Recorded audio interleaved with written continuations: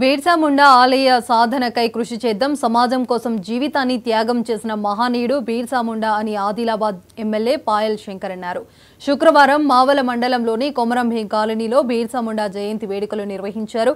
ఈ కార్యక్రమానికి ఎమ్మెల్యే పాయల్ శంకర్ ముఖ్య అతిథిగా హాజరయ్యారు. బిర్సా ముండా చిత్రపటానికి పూలమాల వేసి నివాళులు అర్పించిన ఎమ్మెల్యే ఆయన ఆశయాలను సాధించడానికి ప్రతి ఒక్కరూ కృషి చేయాలని పిలుపునిచ్చారు. రాజకీయాలు నేను మాట్లాడే ప్రయత్నం చెయ్య, కావాల్సిన సమస్య పరిష్కారం. నేను ఎవరి మీదనో నిందలేయడానికో రాజకీయంగా ఎవరినో విమర్శించడానికో నేను రాలేదు.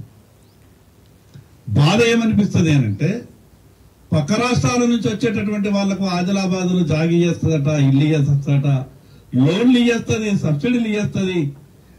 కానీ ఈ జిల్లాలో ఈ తాలూకాలో పుట్టి పెరిగిన వాళ్ళకు మాత్రం రూల్స్ అడ్డం వస్తాయని కొందరు మాట్లాడుతున్నారు.